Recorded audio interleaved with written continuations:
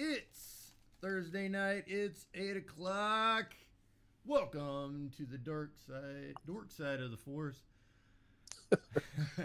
I'm your host. Slip of the tongue there, huh? I'm your host, Darth Panisha, with my hetero life mate, Random Hero 83. Party Hello. on, Random.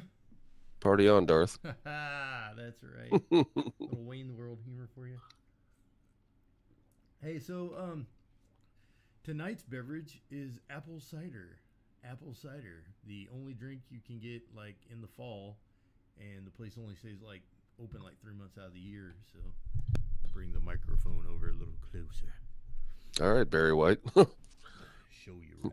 Welcome back to the smooth sounds of the dork side here on a Thursday night for your listening pleasure. Welcome back to the lady man hour. I'm the ladies man. Let's see what color we have on the line. Oh, it's a lady. I love it. Good Nice. movie. Great movie. Good cuts, Great man. movie.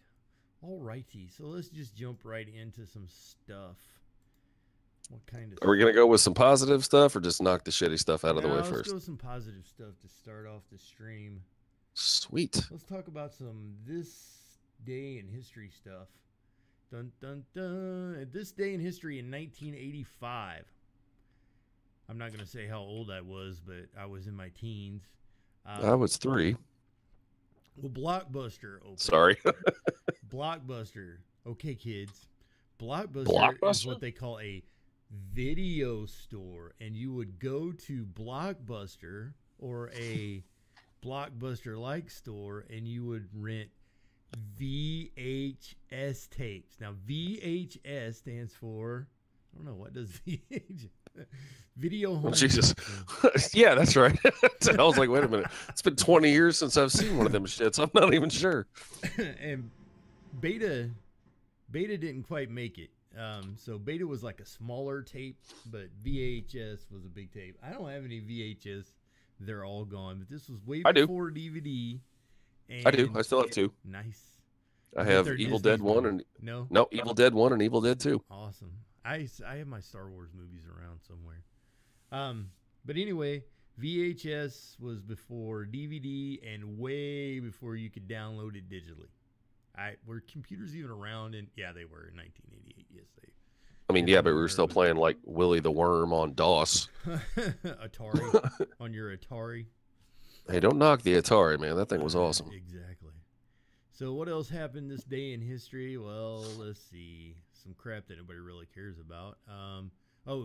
Major General Lord Charles Cornwallis surrenders to George Washington and Count D. Rochambeau. Yeah, too soon. At Yorktown, Virginia. So, Napoleon Bonaparte, and that was in 1781. In 1812, Napoleon Bonaparte began to retreat from Moscow. So that sounded okay. Real quick question. Yeah. No, on pronunciation here because I've heard it both ways. It's kind of like potato. Is it Bonaparte or Bonaparte? I always thought it was Bonaparte. I've heard Bonaparte a few times. I don't know. Whatever. I don't. Short guy. It's like in the Archie's comic. Is it Chape or is it Shop? It's Soda Chape? Or is it it's shop or shop-y. Shoppy. I never said an A, but Right. I think it's shop. Oh, here's some good, interesting this day in history. In 1917, the first donut is fried by the Salvation Army volunteer women for American troops in France during World War I. Very interesting. The first fried donut. In 1949, the People's Republic of China is formally proclaimed. There's a lot of those people over there too. A lot of people over where? In China. What else we got? In 1973, Richard Nixon rejects an appeals court demand to turn over the Watergate tapes. That was Watergate. What else we got? 1988, the U.S. Senate passes bill curbing ads during children's television shows. Oh, Mm-hmm. need more of that. In 2003, Mother Teresa is beatified. That's what it says. Beatified by Pope John Paul II for her work among the poorest of the poor in India. The poorest of the poor is a direct quote from the Pope.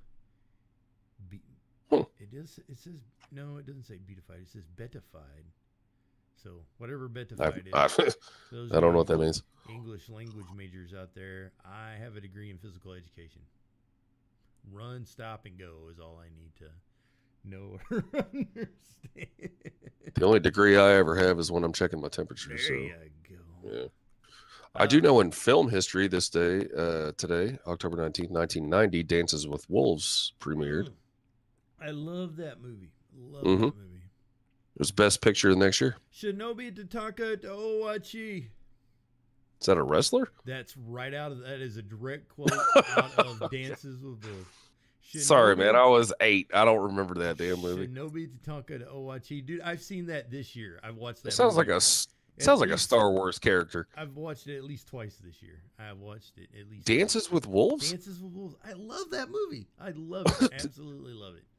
That's like your go-to. It's like storming on Tuesday. when You know I'm what? I'm going to curl up with Dances with Wolves and my dog, and I'm just going to... When I'm flipping through Netflix and there's like nothing else on, I can't see anything, like I will watch 300. Oh, don't kill me for this one. I have not seen that. Oh, 300 is awesome. What's the one with Crow? What's his name? God. Russell Crowe? Russell Crowe. Gladiator? Yes, I've seen. Oh, I watched Gladiator. I can't think of the name of it, but I watch it. Gladiator. Man, you should watch his version of Robin Hood. I need to. It is tremendous. Is it? Yeah, it's best Robin Hood like ever. Nice. Also, on this date in 2005. Hang on. I got to bite my tongue from the loft here. Bite my tongue about what? Oh, excuse me. I'm sorry. Kevin Costner apparently from Random's wife in the background is the best one. And I was told to bite my tongue and got shot a horrible look. And I'm being flipped off. Right on. She's married. Oh, no, that was her pointer finger. Oh, Never okay. Yeah. Well, she has a legal right to give you the finger at any time she feels. Yeah. So do I. Also, Dude, also on this Sorry. date in 2005, former Iraq dictator Saddam Hussein's trial for crimes against humanity begins in Baghdad. Really? Yeah. That was today?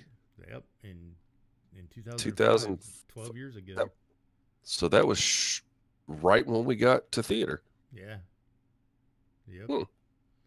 In 1962, born on this date, Evander Holyfield. Everybody should know him. He's the one that Mike Tyson bit his ear off. Yeah, in 1990. That was in 1997. Man, that doesn't seem that long ago. He was born? Or that happened? In 1997, that's when it happened. He was born in 1962. Oh, okay. I was going to say. Yeah, so he was 37 during that fight. And wow, I had a brain fart there. I don't know how I justified that one in my head. I fart in my brain a lot. In 1969, Trey Parker, actor, animator, screenwriter, director, musician, co-creator of the animated TV series South Park, co-writer, co-director, and multiple Tony Award-winning musical of The Book of Mormon. I really want to see that too. You don't like South Park? Not a South Park fan, man. Oh my gosh, dude, I'm one of those weird kids. I wasn't a big Beavis and Butthead fan. I don't like The Simpsons. I will ride Seth MacFarlane's Johnson from here until the end of time with American Dad and Family Guy and the Cleveland Show and all that. And Orville, his new show, the Star Trek spoof kind of, but it has serious undertones to it. Yeah, I like it. It's amazing. Yeah, I've been watching it. It is really good. It's on a 2-week hiatus now, and I'm just sitting here like watching Twitter, like, come on, because I don't have cable. I use a Fire Stick. I'll wait till this comes up. But Cartman is a personal friend of mine, and he said to send you a photo. So when this comes up on Facebook, you tell me, and then I'll have to get onto Facebook, man. I got too many things running on my computer as it is. There it is. Cartman says hi, random hero. All right, let me look this up. Right on. Cartman says hi, random hero. How are you? Is there some sort of expletive deleted in here? No. He says respect my authority. Respect my authority. Oh, come on. Really? Mute it, dude. Uh, I did. I did. That's horrible. That's friggin' that's great. I've left it up way longer than I really wanted to too, but it's well worth it. Children, please run away from the computer. No, it's just a little. Trust me, these kids see more butt crack than that on a normal day. So Can I tell you a personal story? One that my wife does not like, and it's like this is how the internet and video games and things are influencing kids nowadays. My children have no idea what this term means. But the other day, my wife is cooking pancake. I don't mean to laugh. It's not funny because it actually did hurt her feelings. Called her a scrub. It was like, make my pancake scrub or something along the lines of that. And she got upset. And they had no idea why she was upset because they don't like a lot of the shit they see on YouTube mostly because that's what these kids are on 24/7 is YouTube. And they just had a YouTuber they watched called Mr. Scrub or something like that. So they thought it was cool. So. Yeah, well, things mean different stuff, and generationally too. I mean, you can't. Yeah. Stuff you could say back when we were kids. Well, I mean, look at the. Unfortunately, this is a word I hate and which could be stricken from the English language altogether. But the N word gets used a lot, and at one point, everybody was just throwing it around. It really didn't matter what color you were. It was used derogatorily. I remember in high school, kids thought they were cool saying that. Yeah. They would say it as a form of hello, like "What up?" Yeah. You know, it's just people wonder why they got their ass beat in high school. They're like, "What are you hitting me?" Yeah, it's ridiculous. That's one word. If they could get rid of, I would be on the boat for that. That's for sure. So, protest you would get behind. Yeah, that's kind of like. I don't want to bring it back. The exact opposite of what we're trying to Clerks do. Clerks too. Yeah. So, not duct taping that to the back of my shirt. No, sir. No, thank you. Well, there's a good transition. Speaking of Clerks 2, let's talk about. Yeah. Here comes the shitty part. We go from good to bad to hopefully better after this. So, this guy up on the screen right now, if you don't know who he is, he's Harvey Weinstein, and he's a big old turd. And I've always wondered, I have to admit, I've always wondered in my years of existence, how do actors and actresses get some of the roles and stuff? And I've always wondered in the back of my mind, somebody's doing something on the shady side. Wondering about like a casting couch kind of thing. Exactly. Somebody's touching somebody's hoo-hoo or no parts, and and the thing that really surprised me is, and some of the people that have come out about this, is that it's not just women? Well, yeah, I'm a huge Terry Crews fan, and Terry Crews, who is a huge man, he's a massive stack of muscle, and he's like, let me find the quote, and he said he was groped. He just like, I just didn't do anything. The guy walked up, did it, and left, and he was just like, I'm not going to do anything because I'm going to go to jail. He would, if he hit you, it'd have to hurt. He used to be a football player, so. Yeah, Terry Crews was a pro football player. I actually didn't know that. Yeah, he was a pro football player. Love Terry Crews. Love Terry Crews. He is one of my favorite actors. And just, he seems like one of those guys that you could like, just go hang out and have a beer with, or and just talk to. Like he would be. Well, this is coming 6 months after he recently came out and said that he had an addiction of his own and everything. Like that, yeah, it was it was like he said it was crippling. Like what was it? He was on pornography like 18 hours a day. Oh wow. Like he had to go to rehab for it. Almost lost his marriage and everything over it. Like, said it dominated his life for years, but he got over it. I believe that everybody has some addiction, and some addictions just aren't as bad as others, and like, or some people don't think as bad, exactly, or is as bad as others, like so they can justify it. It's like workaholics. I mean, those people, they're addicted to their job. That's their addiction. So I definitely couldn't understand that addiction. ever. Not in the current job, no. I mean, maybe if I was like a comic book artist or something, I could yeah, understand that. would But be that'd be cool. awesome. Well, Running my own comic shop or running one with a friend. yeah, that's. Hint, hint. I know that's the goal. Maybe at some point. That's the dream. Maybe someday. Anyway, let's go through the timeline of Mr. Weinstein, however you want to say it. Weinstein. Shit fuck. Yeah. Big. Sorry, not safe for work. Big human turd. Yeah. In March of 1997, Miramax wins its first Best Picture Oscar for the movie The English Patient. I don't know when Miramax started. Can you see when that is? Yeah, I'll look that up. In October of 2005, the Weinstein brothers leave Miramax and co-found a mini major film studio. 1979.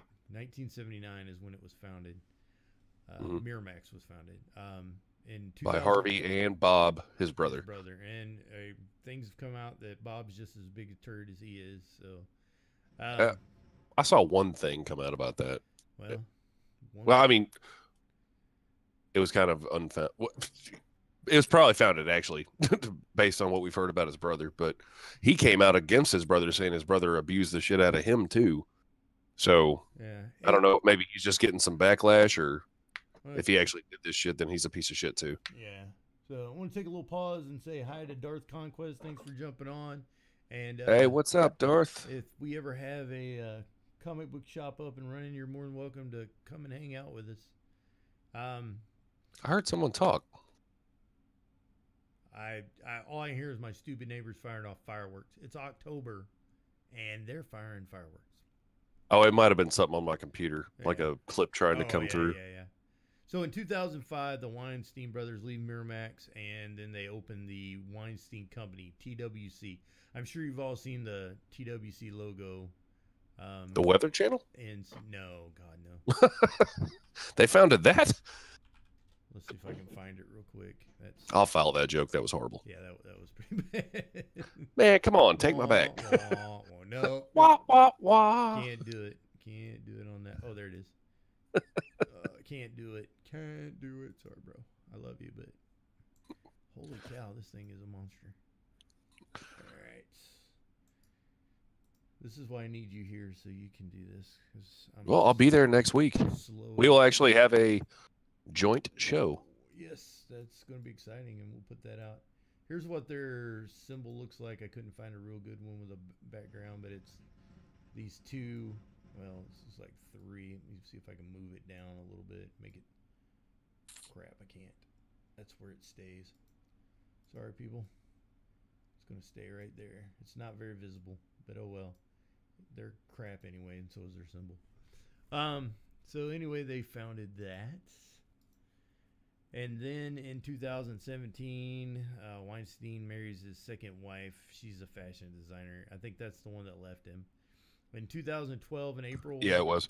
Time magazine honors Weinstein as the world's 100 most influential people. So again, you can see the power of the money, and you own your own movie studio. If you want a job, maybe you watch me shower. I mean, that's what I mean. Some of the sick shit that's come out about this guy. In 2015, Defamer publishes an expose about Weinstein's alleged inappropriate behavior toward women. So that was 2015.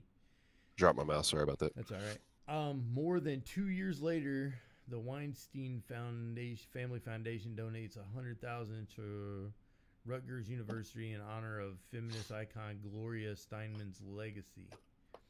In October of 2017, more than 2 years later, the New York Times publishes a bombshell article saying Weinstein for decades paid off women that accused him of sexual harassment. Now, with that being said, let's go look at this report that I pulled up. It says that although the board for the Weinstein Company, the TWC, has been claiming for the last couple weeks that they knew nothing about anything that co-chairman Harvey Weinstein's appalling behaviors toward women. There's no way. some of which he admits to, and some of which he denies. That they have in his contract that there is, again, this is in his contract, is going to, it says that sexual harassment was allowed. What? Yes. Here's the thing. That's wrote down in his contract? This is from TMZ. It's privy to Weinstein's 2015 employment contract, which says if he gets sued for sexual harassment or any other misconduct which results in a settlement or judgment against TWC, their company, all Weinstein has to do is pay what the company pays out. So if the company... So that automatically proves right there that all these fuckers that have said they didn't know what he was doing, exactly. They knew what he was doing. They had to know that he was doing something. You don't put a clause like this in somebody's contract and say... Yeah, it's not a random thing, so... Oh, by the way, if we get sued for your sexual harassment or sexual misconduct, all you got to do is pay us back, and then it's good. We're going to keep you employed. So... It's ridiculous. All he has to do is pay back the company along with a fine, which doesn't say how much the fine is, and he's in the clear. According to the contract, if Weinstein's treated someone improperly in violation of the company's code of conduct, he must reimburse TWC for settlements or judgments. Additionally, Weinstein will pay the company liquidated damages of $250,000 for the first instance, $500,000 for the second instance, $700,000 for the third, and $1 million for each additional instant. That's a drop in the bucket for these guys. I mean, that's not a lot of money. I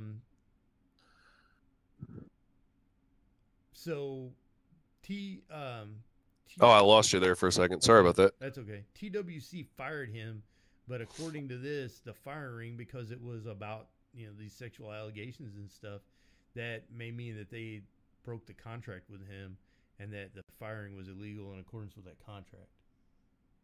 So that... 5 of them have also resigned? Well, they should. Yeah. Especially after reading something like that. I mean...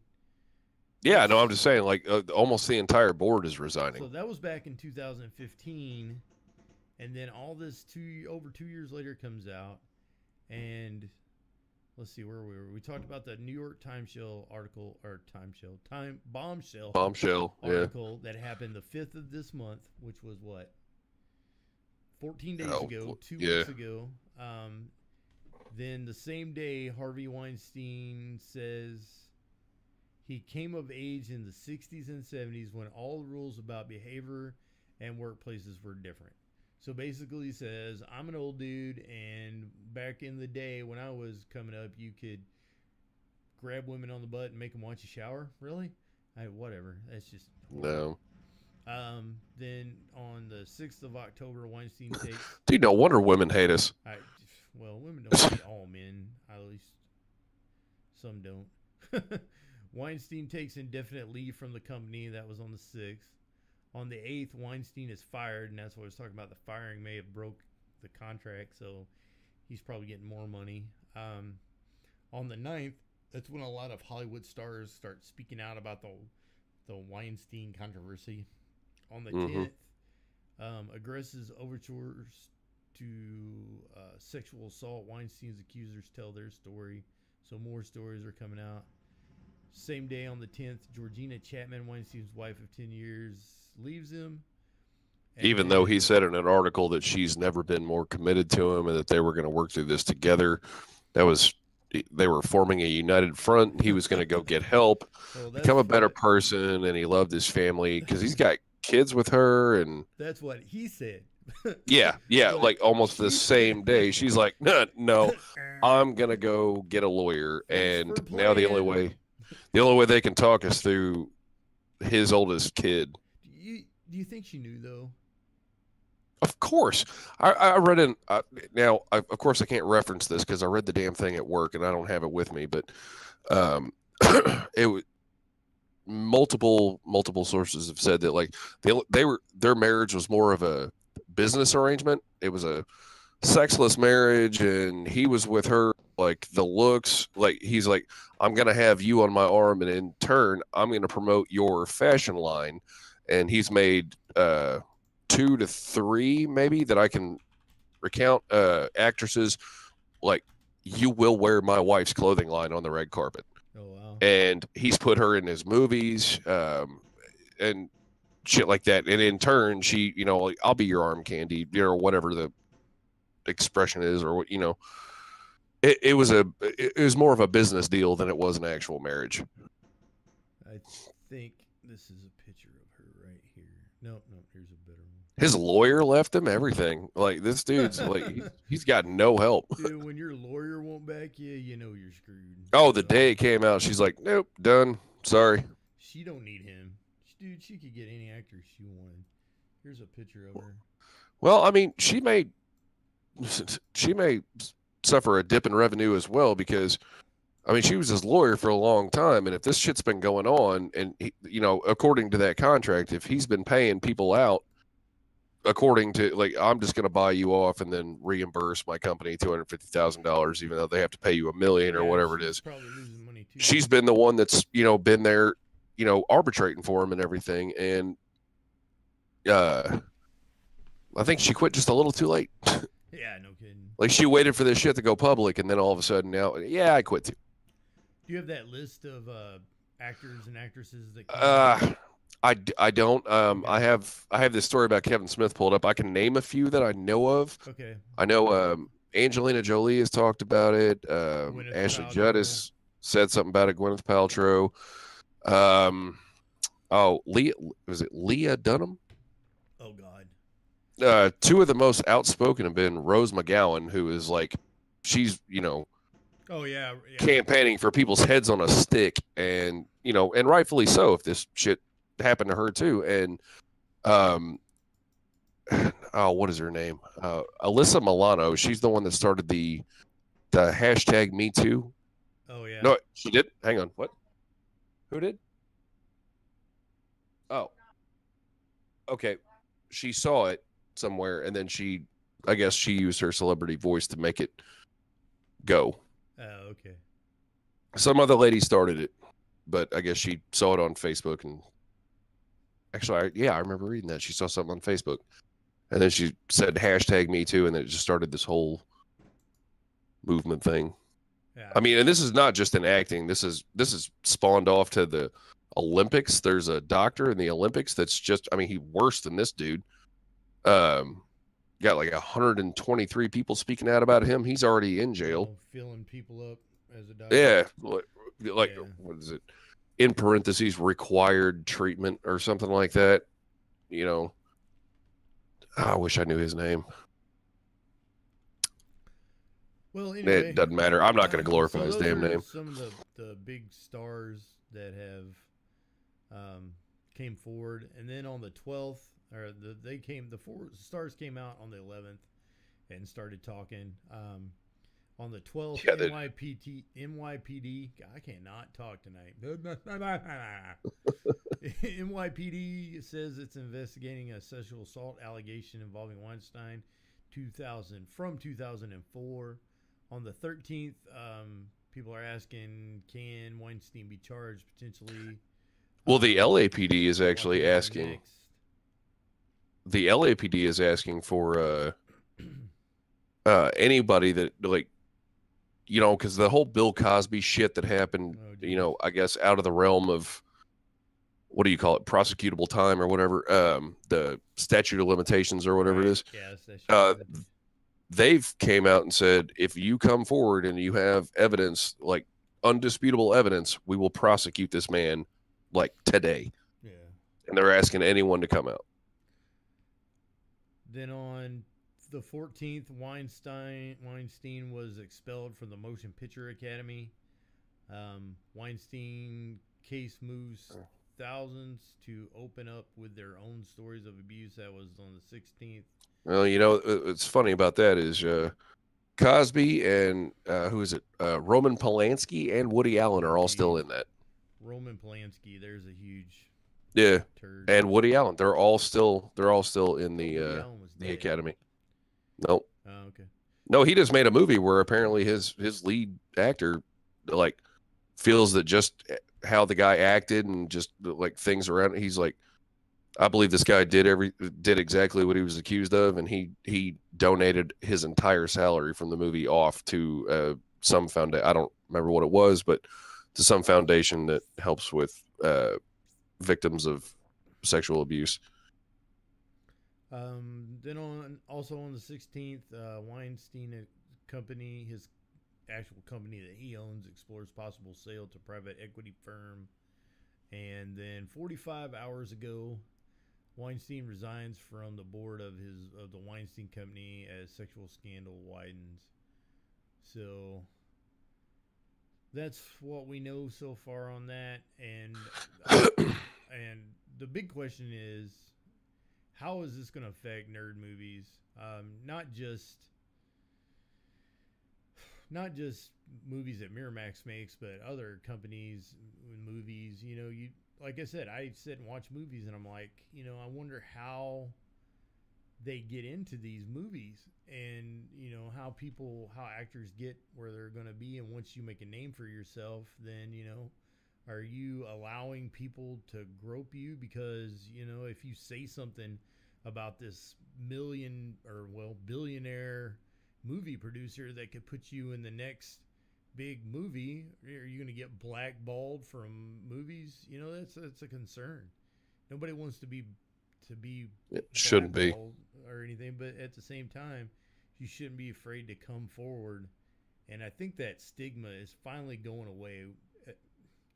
There have been lately in the past couple years some people that are falsely accusing people of rape and sexual assault and things like that, but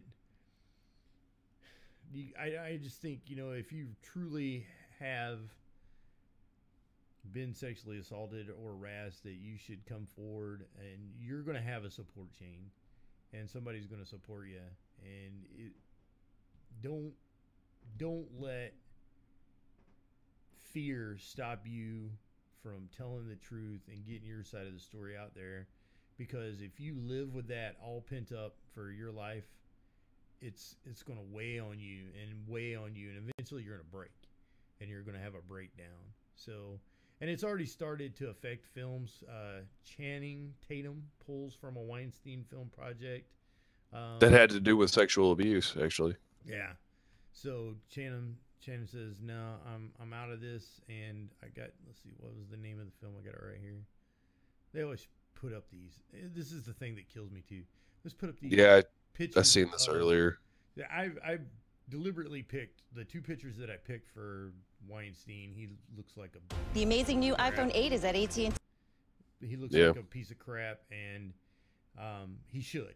I mean, because he is one. There's just too many allegations to not.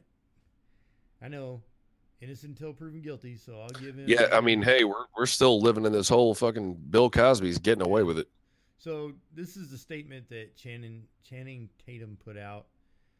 The brave women who had the courage to stand up and speak their truth about Harvey Weinstein are two heroes to us. They are lifting the heavy bricks to build the equitable world we all deserve to live in. Our lone project in development with TWC, Matthew Quick's brilliant book, Forgive Me, Leonard Peacock, is a story about a boy whose life was torn asunder by sexual abuse. While we will no longer develop it or anything else that is property of TWC, we are reminded of its powerful message of healing in the wake of tragedy. This is a giant opportunity for real positive change that we proudly commit ourselves to. The truth is out. Let's finish what our incredible colleagues started and eliminate abuse from our creative culture once and for all. And it says Chan and Reed. Is Reed his wife? Reed Tatum? No. Tatum's wife is Jenna Dewan Tatum. Oh, Reed Carolyn. I don't know who that is. I don't know who Reed Carolyn is either. I don't either. Maybe somebody I'll have to look that up, but. That was the director. No. Alongside Reed Carroll. So, well, let's Google that and see who that person is. La, la, la, Well, while you're la. doing that, I got two stories about two well-known people in Hollywood and what they're doing about this whole thing. One of them is a personal hero of mine. He's the reason that I even agreed to do a podcast day one. And his movies are some of my favorite movies ever built or ever made. And Kevin Smith, man, me and you survived Iraq because of Clerks 2. Well, You know? Clerks 2, Chasing Amy, Yeah. every Kevin But- Smith movie we get our hands on. And the other's Corey Feldman. And I was sent this and asked to talk about it. So I'm going to, if you'll indulge me for a second, I'm going to read both these articles. They're both very short. I can probably get through each of them in a couple minutes. The first one with Kevin Smith. Now, I heard this before I read this article. I heard this because I listened to his podcast, Hollywood Babylon. And I heard this a few days ago, and like to read it is one thing, to hear it, I mean, just the way, like this dude is serious. Like you can hear the emotion in his voice and everything about how bad he feels about this. But starting with Kevin Smith, this is from the New York Daily News.com. It says, Kevin Smith is trying to make amends for a career built by Harvey Weinstein by helping women in Hollywood. The director announced Tuesday that he'll donate all future residuals from Weinstein movies to Women in Film, a nonprofit organization that advocates for and advances the careers of women working in the screen industry. To quote Kevin Smith, there's a lot of bad words in this, so 3, 2, 1. My entire career is tied up with this man. It's been a weird fucking week. I just wanted to make some fucking movies, that's it, Smith said on his Hollywood Babylon podcast. That's why I came. That's why I made Clerks, and no fucking movie is worth all this. Like my entire career, just fucking take it. It's wrapped up in something completely horrible. Weinstein produced more than half of Smith's 13 movies, including Chasing Amy, Mallrats, Jay and Silent Bob Strike Back, Zack and Miri Make a Porno, and Clerks 2. Clerks being his first. He said, I'm not looking for sympathy. I know it's not my fault, but I didn't fucking help because I sat out here talking about this man like he was a hero, like he was my friend, like he was my father and shit like that, and he changed my fucking life because this guy did. You know, without Harvey Weinstein at the time, we didn't have Kevin Smith. We didn't have his movies. Right. And this whole time, he had no idea this was going on. He's like, and I showed other people, like, you can dream and you can make stuff and you can, this man will put it out there. I was singing praises to someone that I didn't fucking know. I didn't know the man that they kept talking about in the press. Clearly he exists, but that man never showed himself to me. It hurts, and it didn't happen to me, but it all hurts. Then as in the past few weeks, women including Angelina Jolie, Ashley Judd, Rose McGowan, Cara Delevingne have accused Weinstein of sexual harassment and abuse. And Smith not only is giving his residuals from all the movies made by the Weinstein Company to the women in film, but he's also going to give $2,000 a month for the rest of his life to the women in film. Nice. He said it feels like a start.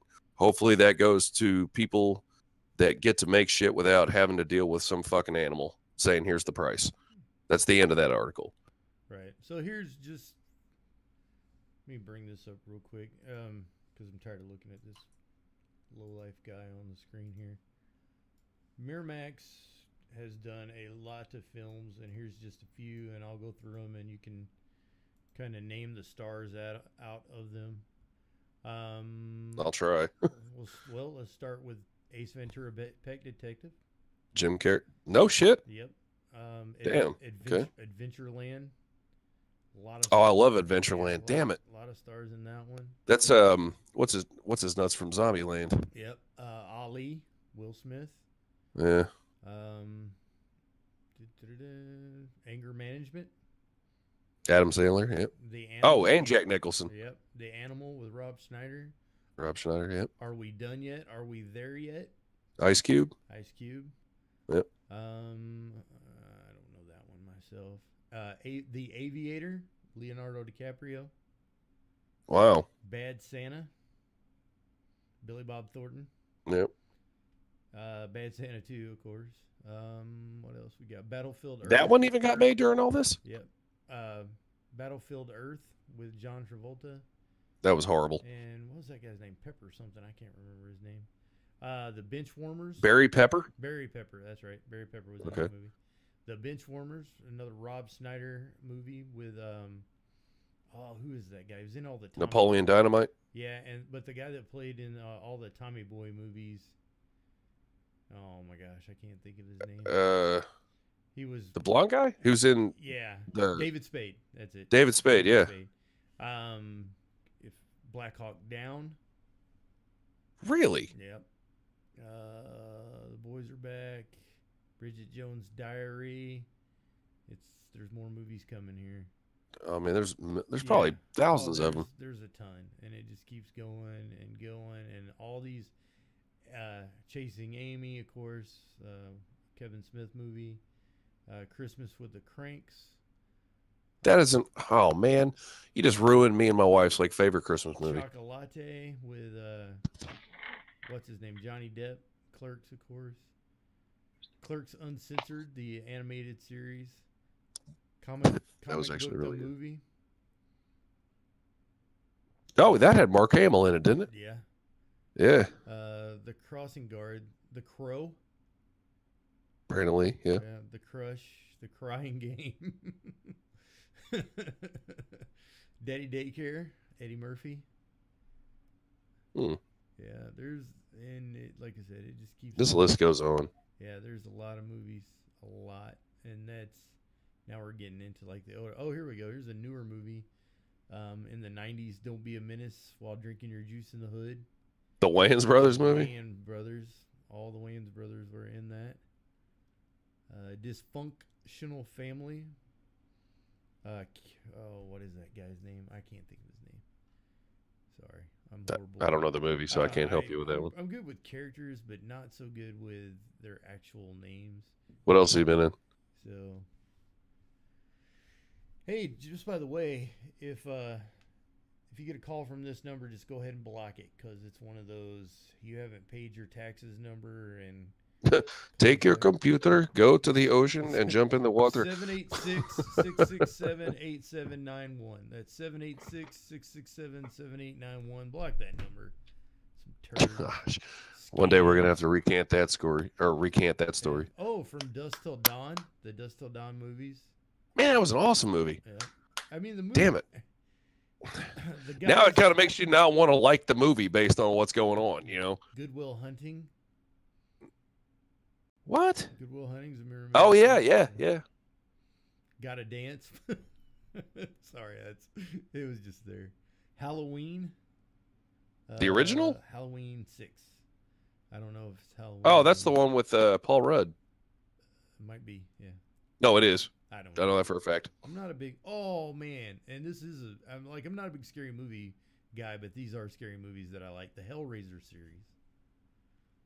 Oh yeah, those are that was the Weinsteins. Yep. Well, it's all of them. Miramax. Miramax, yeah. They were big funders in Miramax. Damn. So they were producers in Miramax. I got this story. I want to get this one out so I can get it off my screen, because the two people I'm looking at are disturbing me. They picked the worst pictures of both these people, but I don't believe it's actually about Harvey Weinstein, but Corey Feldman has, I guess, had a interview with Barbara Walters back in 2013, and now the internet's asking Barbara Walters to apologize to him for not believing him. Apparently, this is from FoxNews.com. Yeah. Says the social media universe is calling on Barbara Walters to apologize to Corey Feldman for a years-old video that is recirculating when Feldman spoke out about sex abuse in Hollywood on The View. I really don't want to offer my opinion of people on The View, so I'm going to save that for another time. Feldman, who has publicly spoken about the abuse he suffered along with fellow 80s star Corey Haim, appeared on The View in 2013 and did not shy away from speaking out about the powerful person in Hollywood that harmed him. Walters challenged his claim in a sit-down that is now making the rounds as allegations of abuse mount against movie mogul Harvey Weinstein. I should say disgraced movie mogul Harvey Weinstein, but he said there are a lot of people that were the people that did this to both me and Corey, being Corey Haim, that are still working. They're still out there, and that are some of the richest, most powerful people in the business. And they do not want me saying what I'm saying right now, he said in 2013. Walters responded, "Are you saying there are pedophiles? They are pedophiles and that they are still in the business?" Feldman said, "Yes," without hesitation. "They don't want me here right now. They want me dead." As Feldman went on to caution parents against putting their kids in show business, Walters interrupted, "You're damaging the entire industry." He then said, "I'm sorry." Wow. Like that, yeah. And then in 2014, Walters made headlines for defending Woody Allen amid resurfaced molestation allegations against him. Well, they stick up for their buddies. I mean, that's just another reason not to watch The View. Well, speaking of people sticking up for their buddies, Lindsay Lohan says most women in America didn't care about her alleged abuse. The actress tried to clarify her defense of Harvey Weinstein, but ended up alienating followers. Lohan claims she didn't receive any public support from most women in America when she was in an alleged abusive relationship. As accusations of sexual misconduct against Weinstein continued to mount, the actress took to Instagram once again to seemingly clarify why she stood behind the movie producer. "What everyone says, I am for women empowerment, as if most women in America cared how I was abused by my ex-fiance. When not one person stood up for me while he was abusing me," she wrote alongside a screenshot from the movie The Parent Trap. What everyone... Oh, whoops, I read that. The Mean Girls star... Wow, that was one of the most confusing Instagram posts I've ever seen, too. Yeah, the whole thing just... There's not a lot of... Well, see, the video she put out, though, she was... it was weird. She's in Dubai right now. She said she's home, so I guess she's moved from England to Dubai because she was calling London her home. And she had this stupid half-assed attempt at an accent. And so, like, one of the comments that was on, she's deleted both these videos, like saying, everyone needs to leave Harvey alone, and I feel so bad for him, and his wife needs to stand up and be by his side right now instead of this, that, and the other. Someone said on there, and it was, I want to say it's comical, but nothing about the situation is comical. But it's like, I really hope that you're not, going through some mental instability right now. You're not going to go and have like an Amanda Bynes kind of freak out. Let me see if I can play this, because this is not copyrighted material. This is off her Facebook, so let me see if this will play. This is exactly what you're talking about. Oh, this is the one where she had the shitty accent? Yeah. Hi. Okay. Hold on, let me start again. You won't be able to hear it unless you listen to the cast. That's fine. Just tell me when you're done. Okay, I'm playing it right now. Hi, this is Lindsay Lohan. Hi, I'm in Dubai. I'm home. And I feel very bad for Harvey Weinstein right now. I don't think it's right what's going on. I think Georgina needs to take a stand and be there for her husband. And he's never harmed me or done anything wrong to me. We've done several movies together. And so I think everyone needs to stop. I think it's wrong. So stand up. So that was the end of it. And at the end, or somewhere in there, she puts up a little Harvey with a emoji with a halo over it underneath the name Harvey. So that was on her Instagram. So, and she's also... I guess I missed that halo thing. Yeah. After Lohan posted the video, that's when Rose McGowan, one of a handful of women who have accused Weinstein of rape, asked everyone to go easy on her. I guess that means Lohan, given her history in Hollywood. Being a child actor turned sex symbol twists the brain in ways you can't comprehend, she tweeted. Oh my God. So, all right. Is there anything? Let's kill this. This is killing me. It makes me angry. But before we do, if whoever's listening to this, if you're going through any of this, take a look. I feel like take a lesson sounds like a rude way of saying this. Don't be afraid of telling anyone. Oh, yeah. There's plenty of people around that'll listen to you and plenty of people around that'll help you. You don't have to be silent about this. If you're a male, female, in the middle, whichever, and something's going on, just fucking tell someone, because this is Hollywood we're looking at right here. In real life, there are people that will help you every day. Do not be afraid to voice up. This is a horrible thing. Please. That one person did to a lot of people. And if you're in a situation like this, you do have support. You may not think you do, but you do. There are people out there that love you and care for you, that will take care of you and help you through this. And you need to get this out there. These people need exposed. I mean, in this day and age, put it on social media. As long as you can back it up. If you don't feel like you can talk to someone in person, but you just have to vent your feelings, someone's going to see it, and it may be a complete stranger. Someone will see it, and someone will help you. Get it out there, because people got to know about it. You gotta talk to somebody, and you can't. If you live with it forever, it's just gonna eat you up inside. And you only get one life, and you don't want to spend that life just in constant pain, agony, and afraid of everything. And every one of us deserves to be happy and have a happy life. And if you're in this kind of shit, get out of it. Find someone that'll help you, and work towards getting a happier life. Don't stay in the shit because you're afraid to leave. If you need to talk to somebody, call 1-800-656-HOPE. That's 1-800-656-4673. One more time. It's 1-800-656-4676. That's the National Sexual Assault telephone hotline. You can stay anonymous.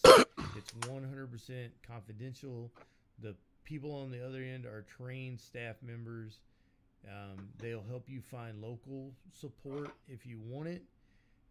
They'll give you somebody to talk to, and that's the biggest thing. Everybody needs somebody to talk to that will listen, and they also have basic information about medical concerns, and they do have information about laws and long-term support.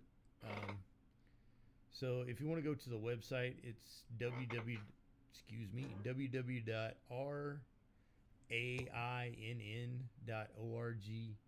Again, that's www.rainn.org. All right, so this week we're not having our segment, our comic book segment. Unfortunately, our comic book SME had a job he had to do that started today. He's working with some people that I'm sure he's happy working with. So if you're out there listening, Last Son, I know you are. Hey, we miss you. Yeah, we miss you, and stay dry out there, and don't let these nerds. Stay dry out there. Where's he at? He might be in the field. But, well, he's in Ireland or somewhere. Where is it? Oh, that's in raining its ass off right now. No, it's not. It's not raining out there. I don't think it is. It's kind of cool though. So stay warm. How about that? Stay warm. Stay frosty. And oh, good Alien reference. There you go. So no comic book talk tonight. I have not personally had a chance to go pick up the Darth Vader comics. So that may be something for next week. Speaking of Star Wars, dun, dun, dun, dun, dun, dun, dun, dun. I can't do the music because yeah, we need sound effects. We need a soundboard. Sound effects guy from the cheap sound effect guy from the Harry Shaver commercial. So what you see? Is that the one where you can shave your back? No, that's the big. Oh, I was like, handled nasty. Yeah, I ain't gonna lie, dude. I want that. If for no other reason, then maybe I can just scratch my back because my fat stubby arms can't reach all the way back there. Go to the hardware store. Tell me you need a paint mixer paddle, and they'll give you one of those. Or get a yardstick and put a nail through it, and you just don't use the pointy side. A nail through it? Well, don't use the pointy side of the God, nail. you sadistic bastard! Unless you're popping zits, I guess you could use the pointy end to like. I want you to take this nail and stick it in your back. And once you feel the pressure and the blood, then you have my permission to cry. I've already started crying. Horrible Bane. It was not as good as last time. I thought it was pretty good.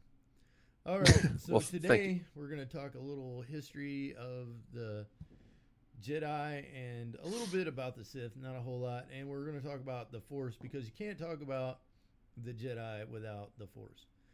And I'm going to have to excuse myself for about 1 minute. Okay. So the book is called Dawn of the Jedi Into the Void. It is the first book in the old canon, and it starts with it starts before the Jedi as we know them from the Star Wars movies. And then there's also a Star Wars book. It's the Jedi versus the Sith, the essentials to the Force. It's a very good book. Let me go get it. As a matter of fact, I'm sitting here looking at it like a big old turd. Let me go grab it.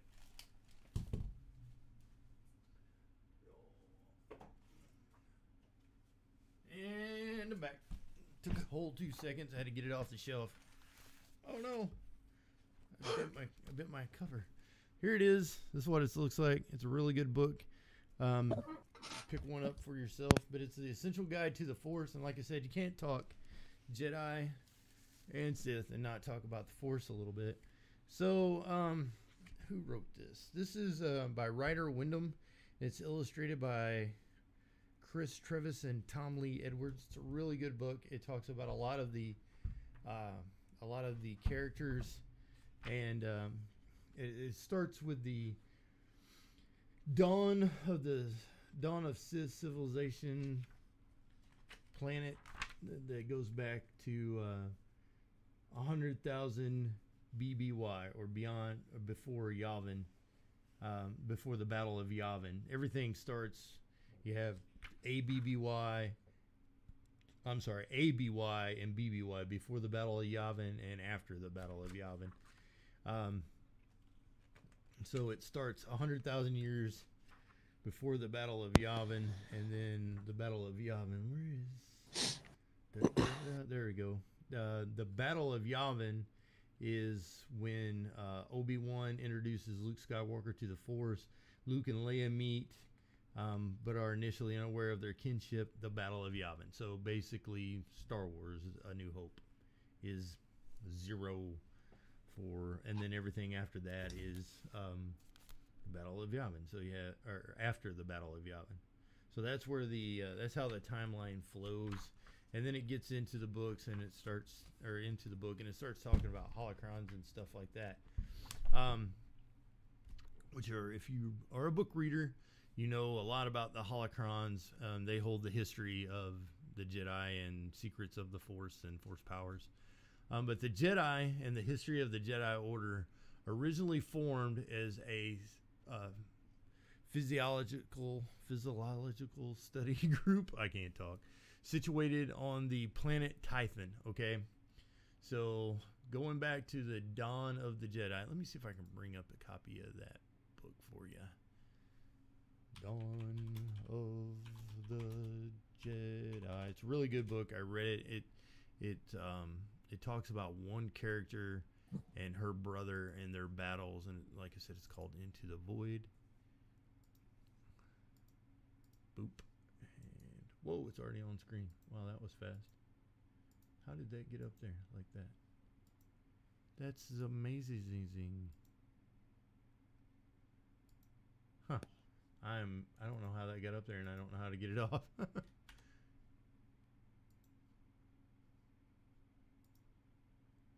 There's the cover. How is that in there? Oh, there we go. Oh, shrink it down so everybody can see it. There we go. Ta-da! It's called Into the Void, and basically you're following this character, and you see the sword that's not quite a lightsaber. So they didn't have lightsabers yet at that point, at the very beginning of all that is Jedi history. And Tython is the planet. The Jedi became revered as guardians of peace and justice in the galaxy, mystical wielders of the Force. Now, one of the things that I read is that whenever Lucas was writing Star Wars, he wanted to kind of incorporate a religion in it without having a religion. Does that make sense? So he came up with the Force and its kind of supernatural abilities without basically referencing a god. Is that actually being considered as a religion nowadays? Because I've seen where it is. It's some places is an accepted religion. I don't know. Let's Google it. I love Googling stuff. Actually, binging it. Is This stream brought to you partially in part by Bing. Bing. Chandler Bing. I was about to say not to be confused with Chandler Bing. Is Jedi. Dude, is one of those people in that that poster you put up? I'm trying to. Okay. Oh, what is her name? So I'm trying to think of her name. one of the things they have is the Jedi Church. You can go to the Jedi Church or JediChurch.org, and it talks about the Jedi religion and the Jedi faith. Wikipedia has Jediism. It is a philosophy mainly based on the depiction of Jedi characters in Star Wars media. But I'm still looking. Well, while you're looking, is one of those people in the poster you just put up? Is one of those Ahsoka? Just a second, I'll look. But Jedi Knights demand Britain's fourth largest religion. I got to read this article. Religion receives recognition. So in the UK, apparently, Jedi Knights are the fourth largest religion. That is amazing. Really? Yeah. Wow. Let me see. Yes. No, Ahsoka is not in that picture. Who is that then? Let me find out. I will look it up, as a matter of fact, while we're talking about it. It looks like Ahsoka. I know it's not Harrison Dulu. They're along the same lines. Shoot, who was the one with the blue? There's another one. He may not be in here. Because Ahsoka survived the, what is it, the episode 3, whenever it was like the mass genocide on Jedis. Right. She survived that. Order 66. According to, yeah. It's not, Okay, it's not in there. is it Ayala Secura? It might be. I cannot remember her name for the life of me.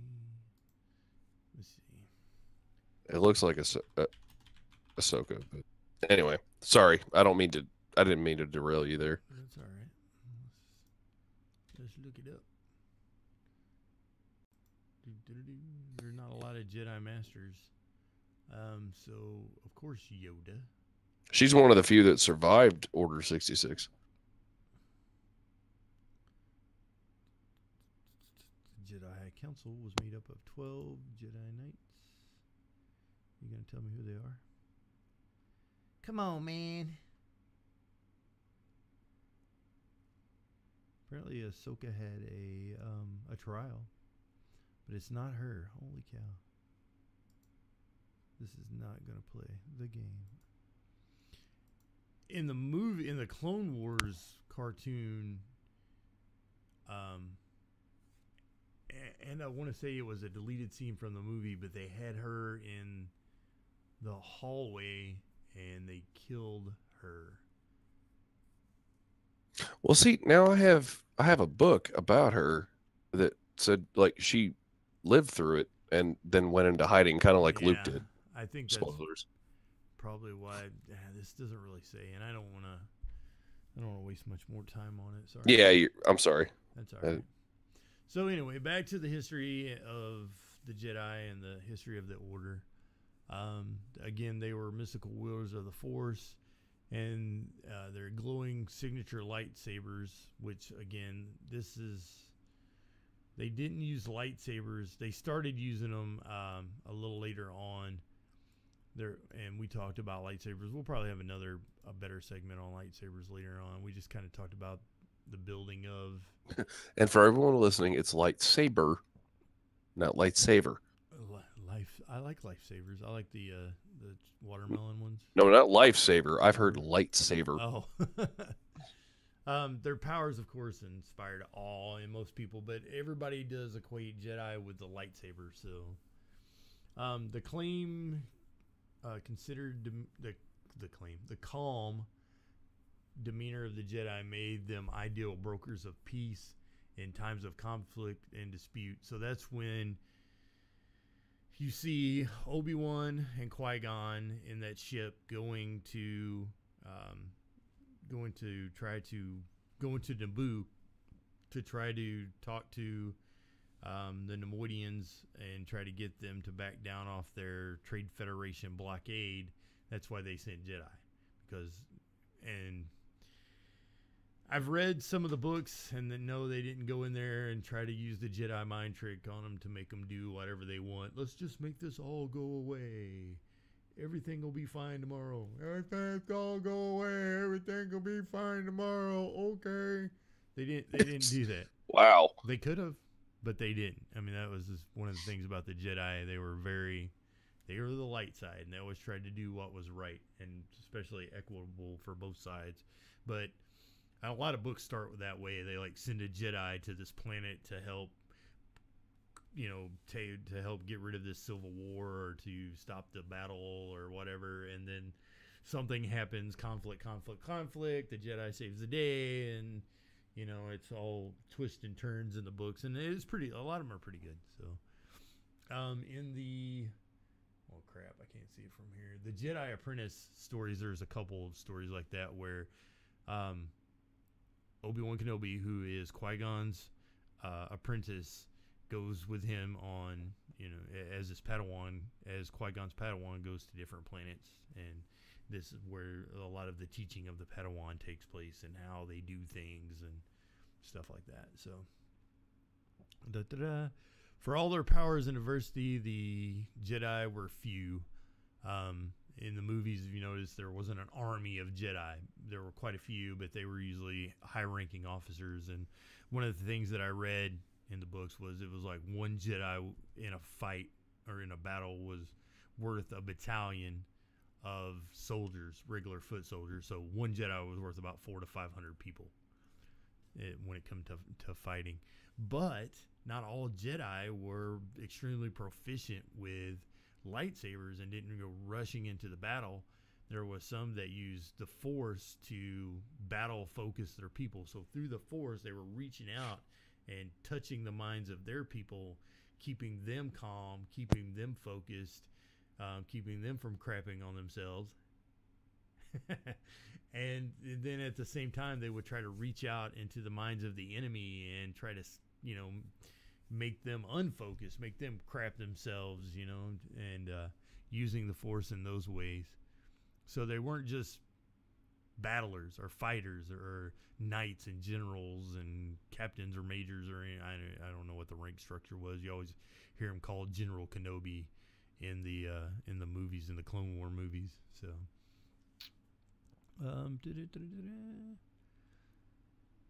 and like I just said, often beset by foes in times of doubt and confusion, undercurrents of evil often challenge their order and the establishments they served, the most notable being the Sith.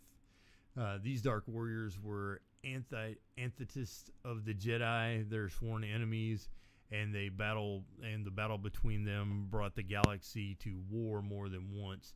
The Darth Bane books are really good. The Darth Bane trilogy, starting with Path of Destruction. Darth Bane, did you just call my name? No, not. I said Darth Bane, not Bane. Darth. Oh, my apologies. Exactly. As you were. As I be. So that's a good book, and that talks about the battle of the light side versus the dark side. It's really, if you want to read more about that, that's 1, 2, 3, 4, 5, 6, 7. That's 8 books into the whole Star Wars canon. So you're at the beginning, in the old Republic. For anyone listening that doesn't know, define canon. Canon is okay. Let me give you the textbook. Whoops. The textbook, or the what's the word I'm looking for? The Canon. The dictionary version. Canon. the dictionary version of Canon. Since Random can't hear it, I'm hitting the button so the digital girl can say the word Canon. and I don't have to say the word. Oh, I can't hear anything. I know, but you'll hear it on the. You'll have to watch. Yeah, I'll watch it back. So, Canon is a general law, rule, principle, or criteria by which something is judged. A collection of lists or sacred books accepted as genuine. That's why the new movie, The Force Awakens, killed my Canon. Because they killed Han Solo before they killed Chewbacca, and in the Canon. I'm sorry, I just find that so funny. In the Canon of books, Chewbacca dies before Han Solo, so it throws the entire Canon off. Yo, spoilers, man. Sorry. If you haven't seen Well, Force if they Awakens haven't seen it by now, we've- shame. Yeah, exactly. We said it like 100 times. So that's what a Canon is. It's a collection of lists or sacred books in this use, or it's also what I use to judge all the other books by, is the Canon that I've already read. I gotta watch this later. That's cracking me up. I'm sorry. Oh man, it doesn't take much. Really wish I could see what was going on, or at least hear it. That's the downside of being on Discord. Yeah, you'll have to catch it later. Oh, hey, speaking of Discord, we got anybody in the chat? Nope, we don't. No. Oh crap. So We will. Oh, did you put the link out? Yeah, it's on the website. Go to the website, which is down there, over there in the corner. www.darthpanisha.com. Darthpanisha.com. It's on the website. You know what? I could probably. Let's do that real quick. Oh, somebody made my doggy. What's up, Oliver? Oliver had to get his 2 cents in tonight. He's like, hey, my turn. Well, I mean, yeah, it wouldn't be a stream. There we go. Apparently my caps lock's on. And let me see if I can bring this in. We'll go display capture, right? Yeah, that works. Oh, that ain't going to work. It's not the right one. I want window capture, I think it is. Dude, I'm whooping ass in Star Wars Heroes right now. Oh. I think I can do this. I can. No, that's local file. Never mind. I'll get this figured out here one of these days. I thought there was a display capture is not what I want though. Window capture, that's what I want. My bad. Sorry, folks. OBS. It's a pain in the butt. Nope, that ain't it. That's it right there, but it's not showing up on the screen. Actually, I really like, yes, I do use OBS. I like it a lot. For those of you who've never used it before, it's pretty easy. It's what I'm using. That's what a lot of people use it. One thing, it's free. So that's Yes. a lot of people. And it's easy to learn. Well, Ish. Well, unfortunately, I'm sorry. You're gonna have to go look it up yourself because I can't get it to come on here. So sorry about that, but it's just not coming up. But if you go to www.darthpanisha.com, right down there in the left corner as you're looking at it, you'll go to my page, and then if you go to the Dork side of the Force, right there in the second paragraph, after you read about Random Hero and I chat with you via Discord chat, as well as Facebook and YouTube, which that's where I always see Darth Conquest on. Always have to say hi to him. So he's a good friend of the stream and a good friend of me. Hey, we got a member of the Death Squad just jumped in with us. What's up, Soviet? Hey, Soviet, what's happening? Hello. Hello. He's like, what did I just walk into? Yeah, he's like, oops, my bad. Go pub? No pub right now. We'll probably play after the stream. We're doing our nerd news, the Dork side of the Force. I'll send you a message, bud. We'll Yeah. be finished here shortly. Yep, we got in another 15 minutes. We're gonna fill, and then we'll call it a night. All right, works. All else. Then. All right, bro. So back to what we were talking about.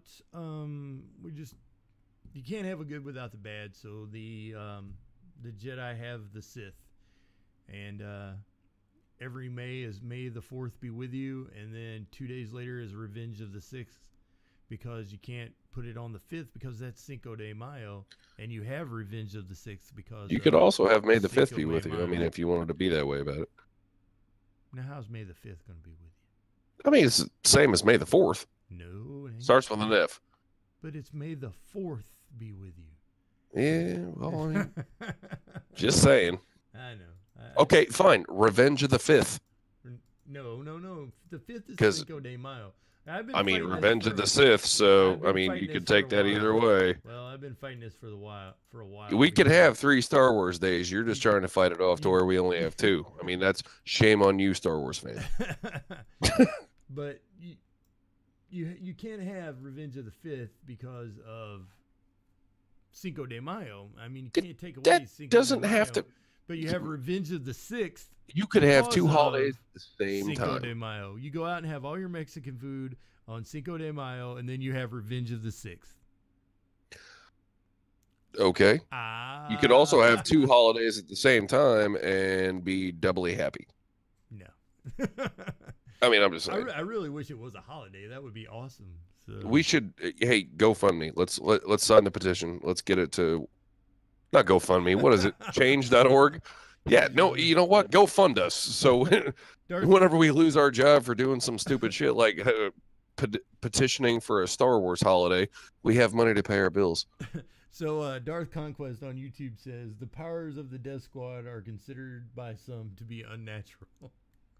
That's a quote. Yes. From Palpatine. Nobody dies this many times in a game like the Death Squad. You are correct, sir. Yes, and we keep coming back for more. So, but that's a direct quote from Star Wars between Anakin and Palpatine before he reveals himself as a dark. Oh, Lord. way to nerd that up a little bit. Hey, you like that, don't you? Works right along with the podcast. So This is not a podcast. Vodcast? Vlog? Cat? What are we? Vlog. It's a vlog, video log, kind of like a blog. Gotcha. It's Okay. blabbering along. So anyway, we haven't even made it out of the history of the Jedi Order yet. So the Jedi become the way of wisdom and patience, basically by sifting and swift and decisive action when necessary. The Jedi Council sometimes showed what appeared to be a lack of decisiveness, such as during the Mandalore Wars. There's a lot of books that cover the Mandalore Wars.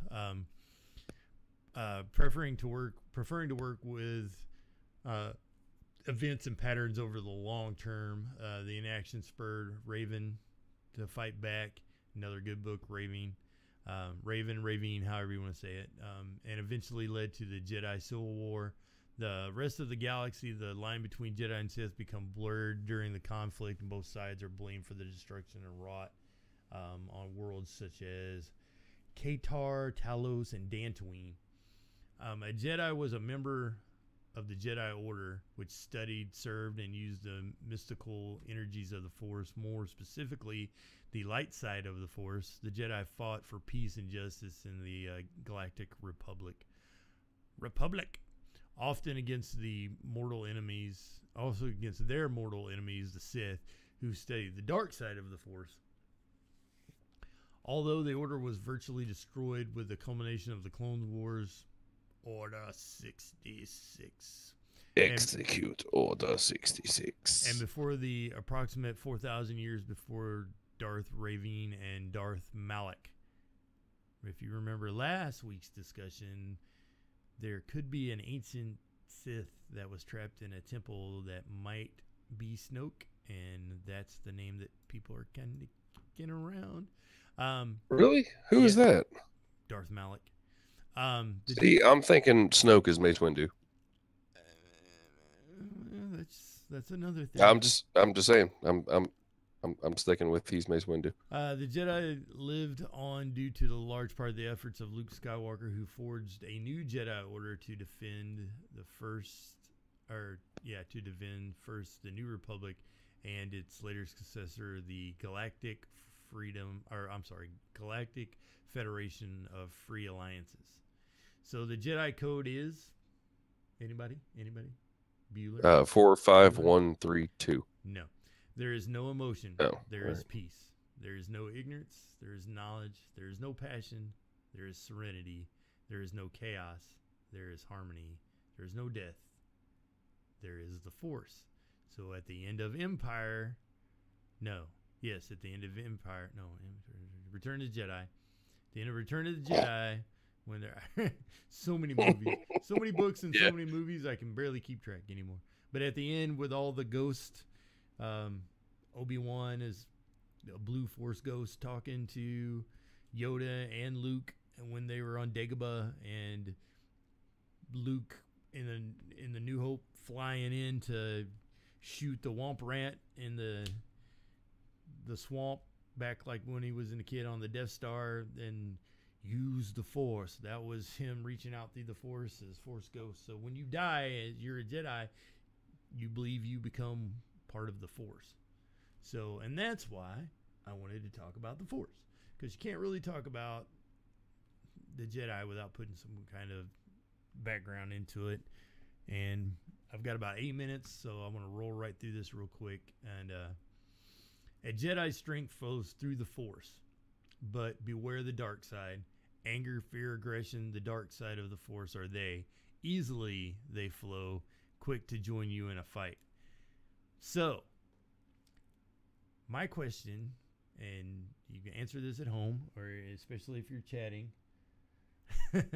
if you're on the chat, how did Rey, who just had her Force abilities awoken, beat Kylo Ren, who was already using the Force, new lightsabers techniques, but she still beat him? Did he let her, or No, she is awesome. did she reach into the dark side of the Force, not knowing it, and use the Force again, and use dark side of it was Just- more powerful in the dark side of the Force, or used the midline, the gray area of the You Force? coming to white, this base? gray, black. I mean, Hang on. Are you coming to this conclusion with theory based off book, or are you coming to this conclusion with theory based off the new trailer? okay, I was getting to that as well. Oh, I jumped the gun. I'm yeah, sorry. you did, because My bad. in the trailer, think about the name. First of all, think about the name of the movie, The Last Jedi. Now, The director already confirmed it was Luke. right, but Spoilers. yeah, but is he really the last Jedi, or is No. or is he the last? Which I think this is the way it should be named. I think it should be the last of Old Jedi. the last of the Jedi, because that's exactly right. He was the last to be taught the ways of the old Jedi. Yeah, but they're talking about him being might be the villain.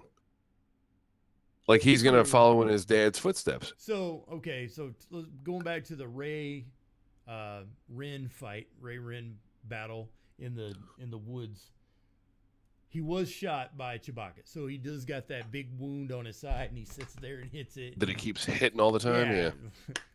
Well, That was sound effects for you. Yeah, but if you use the dark side, the more anger and the more hate you can muster, the deeper into the dark side, the more dark side power you can pull. So, hit that. Make yourself matter. So it's for those comic book people that aren't real Star Wars people, think about it as like being the Hulk. The madder the Hulk gets, the stronger he gets. So using that hatred, that pain, that anger, while he's pounding on himself, probably wounding himself more, though, he's drawing more from Maybe the dark phrase side that a little bit different. of the Force. What did I say? I didn't even know what I said. That hate he gets while he's pounding on himself. Well, he was hitting himself. He was pounding. I get it. I'm just He wasn't alone with a Dantooine After Dark magazine. Hulk go to the closet. Hulk pound on self. Yeah, every Jedi, I've always kind of, since I've been reading the books and stuff, Darth Conquest has a good point. every Jedi is curious about and has to go. I think they almost have to go. I'm sure there are those that are 100% never touched or got close to the dark side. Didn't Luke himself even bet they have died early though. Didn't Luke himself even have like a bit of inner turmoil about the Yes, dark side? There's a whole set of books. The Fate of the Jedi is the name of that series. I had to look over it. That's why I went off screen. Cause I was wondering. I was like, where did your voice go?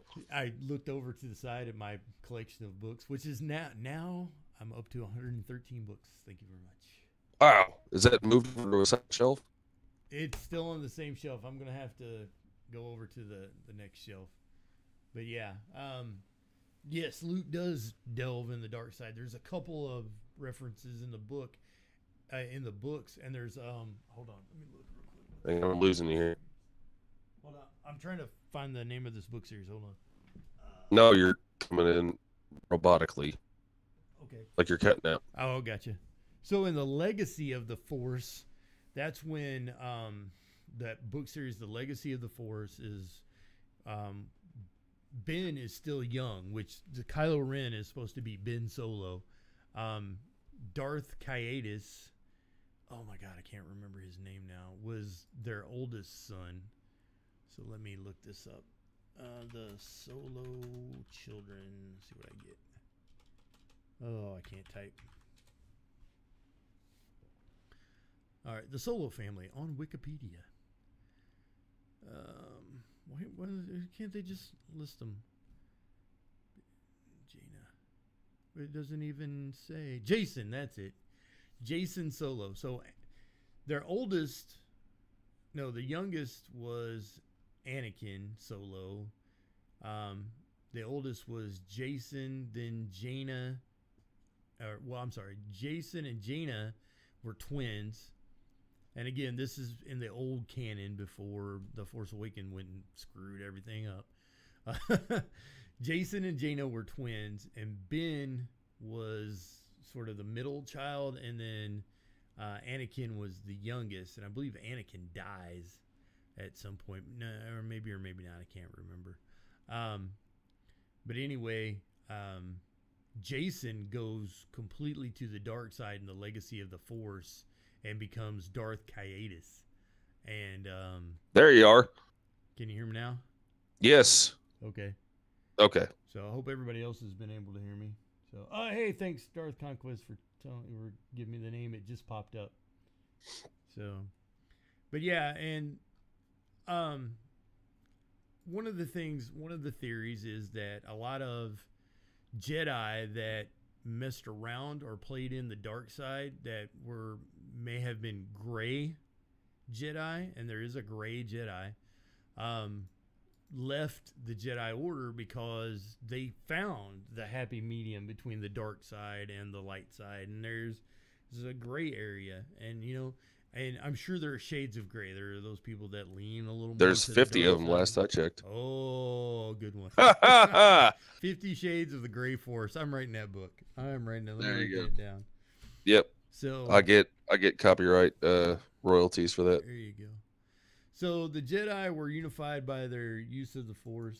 Let me get another. I had that picture up there. I just thought that was funny for those of you who caught the use the Force Harry Gandalf, and it's got a picture of Captain Picard up there. So anyway, the Jedi were unified by their study of the Force, an energy field that emanated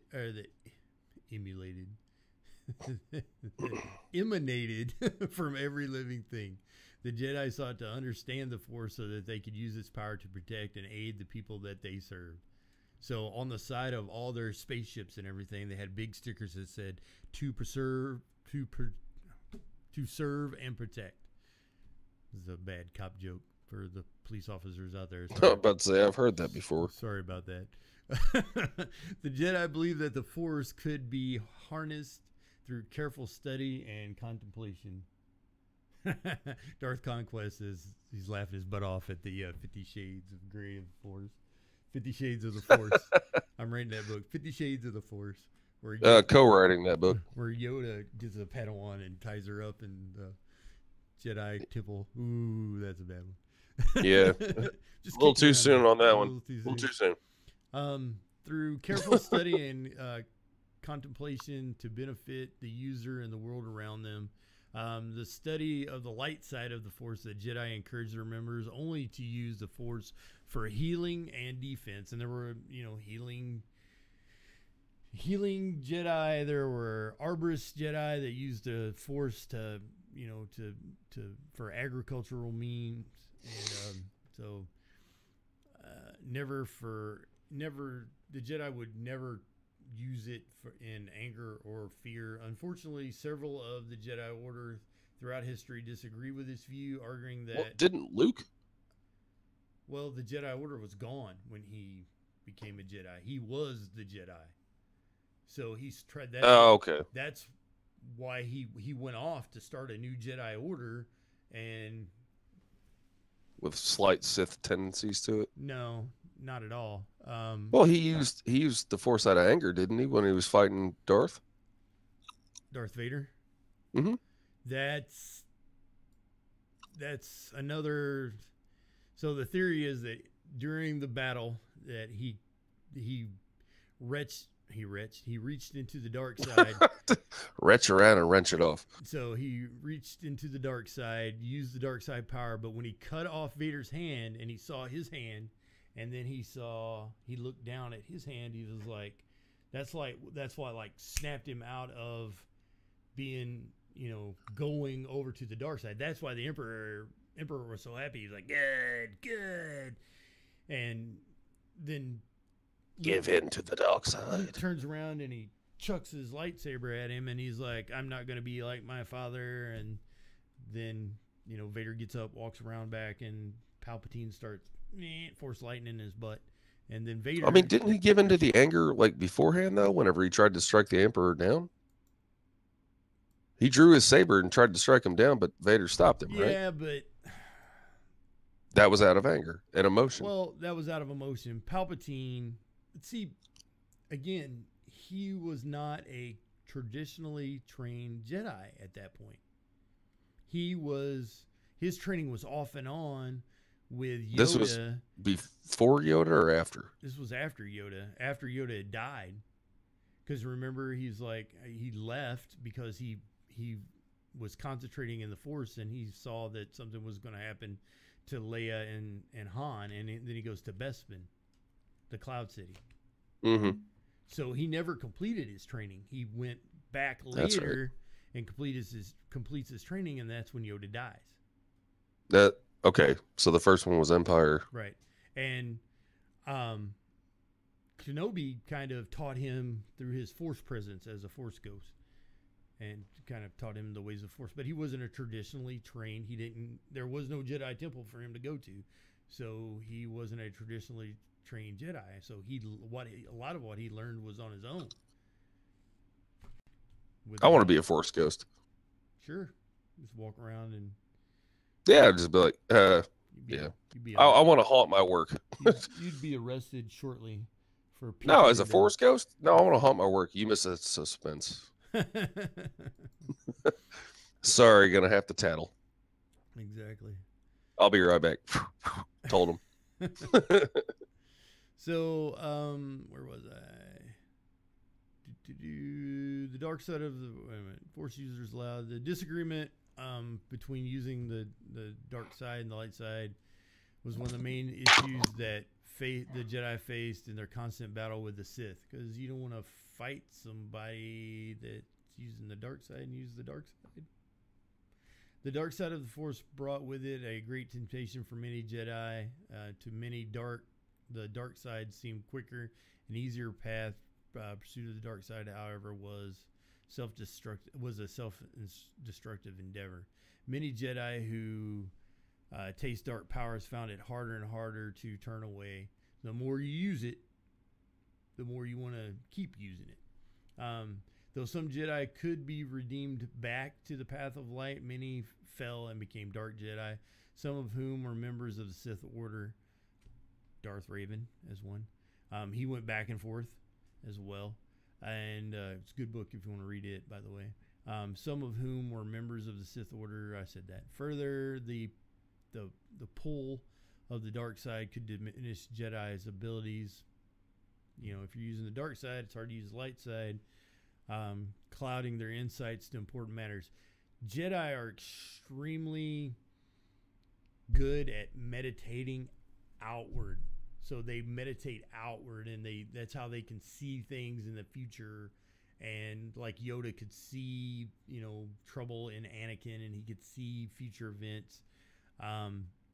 So when those get clouded when you start using dark side powers.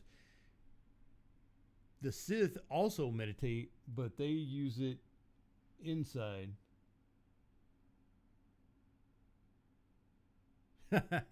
Yes, Yoda would be a great narrator. So, and he, even though he says things out of order, he's a lot better talker than I am, by the way.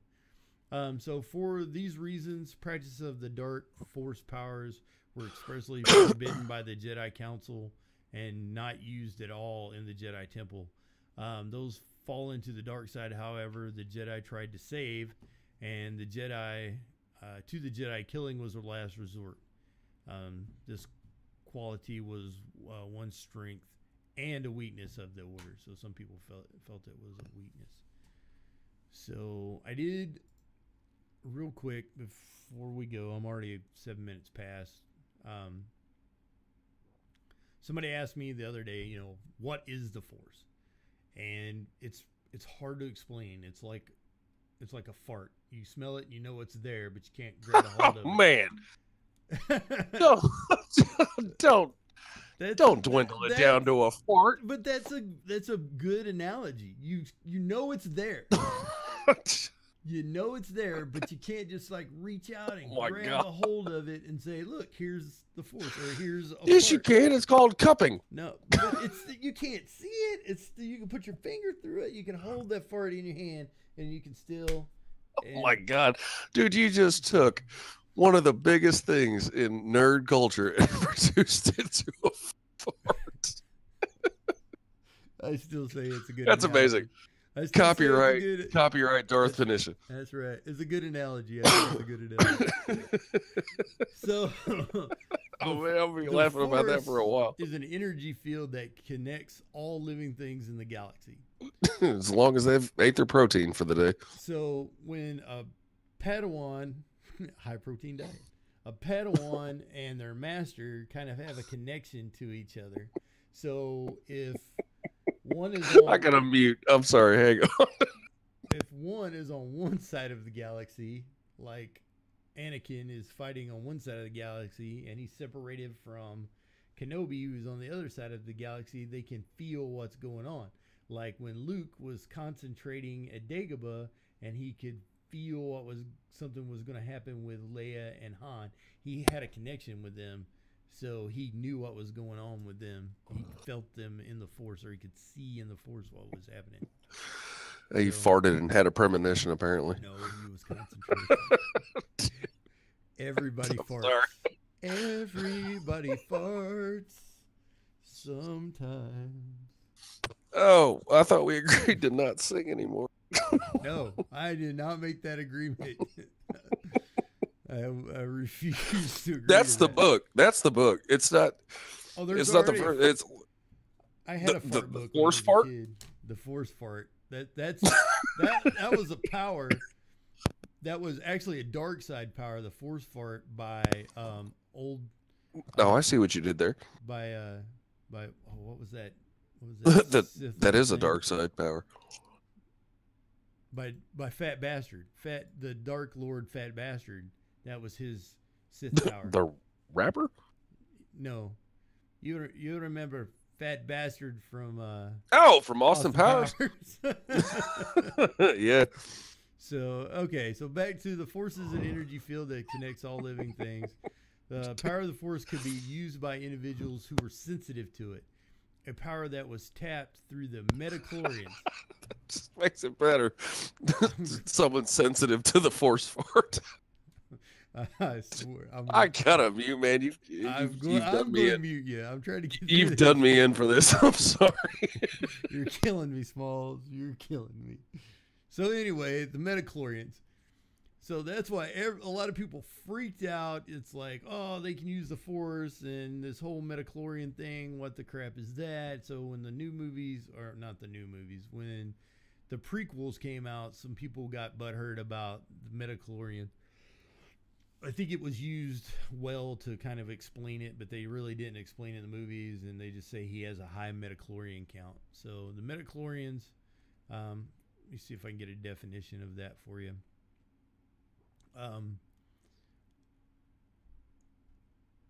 Let's see what we can come up with here. Maybe this will be a little better. See if I can get it to play.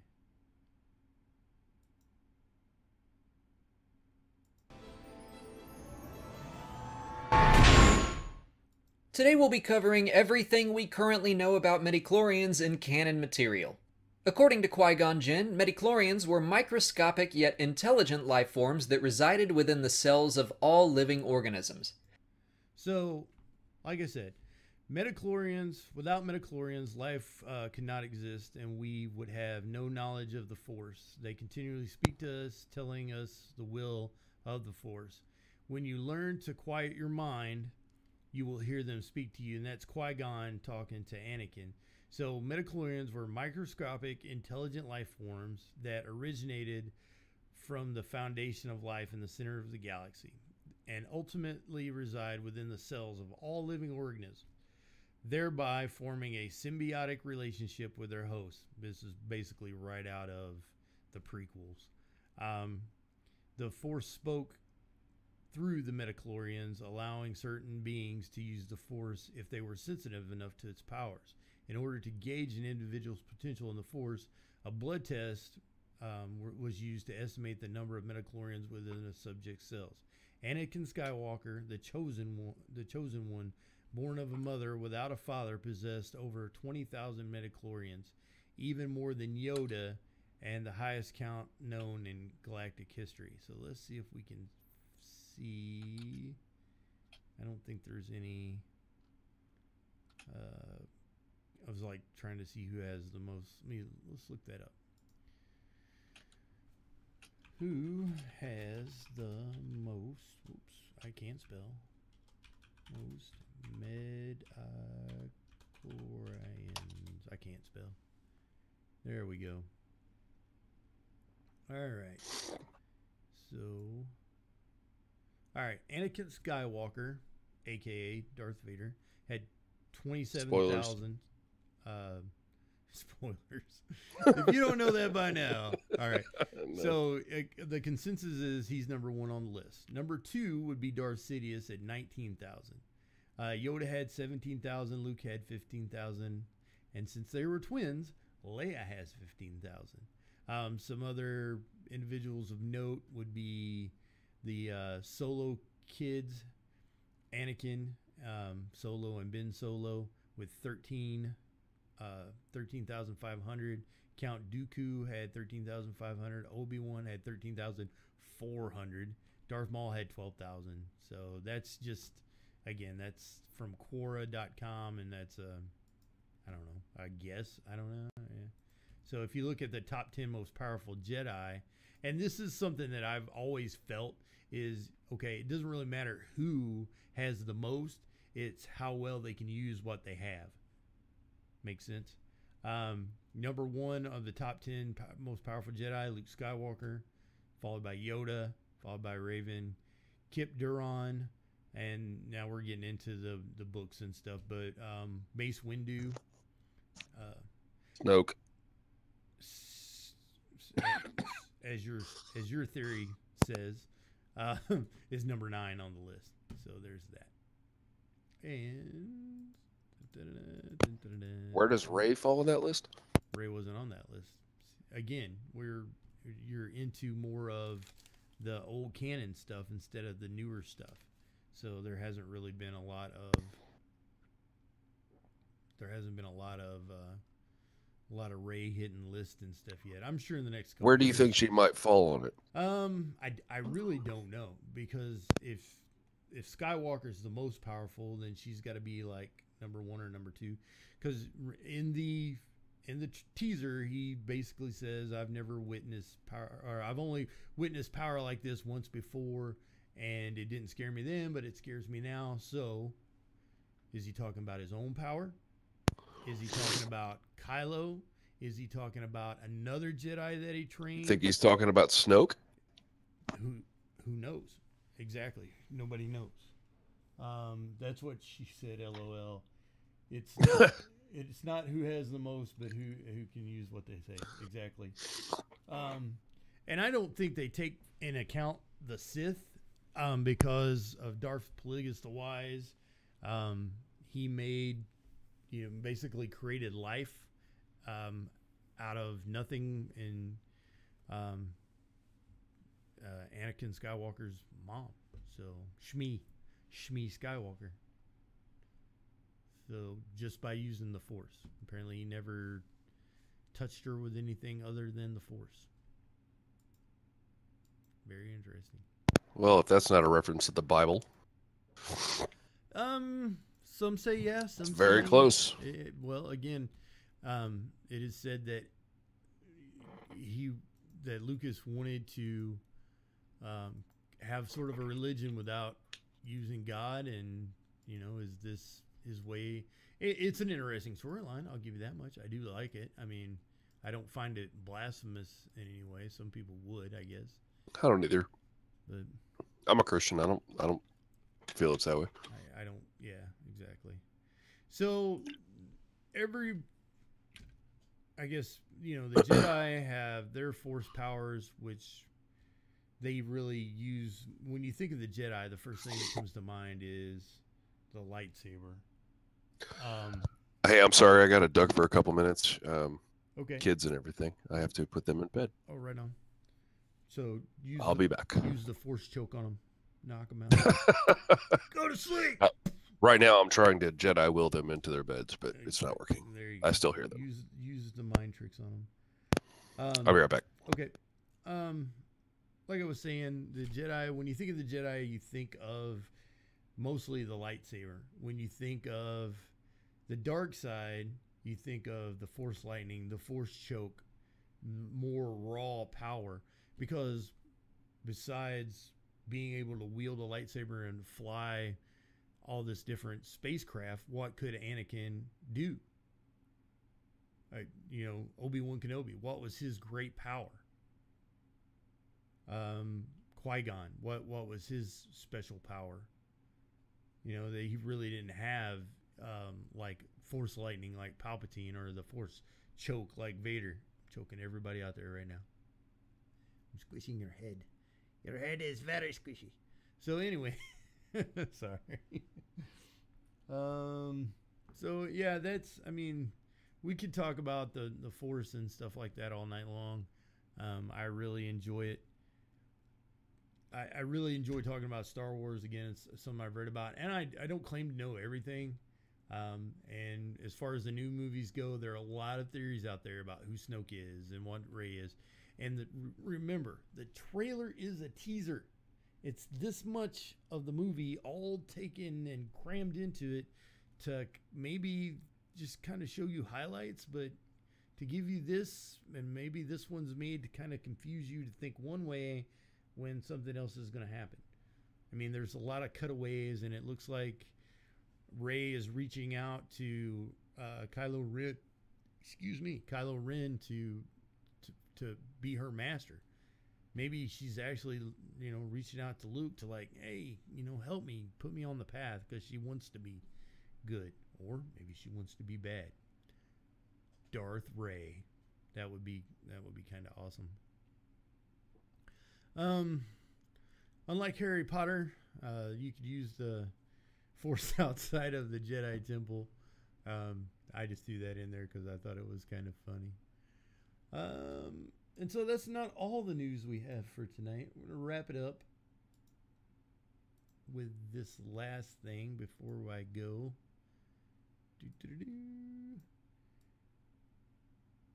Would you like to live on the moon?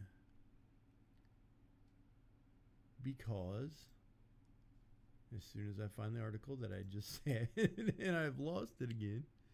Oh, the wonders of technology.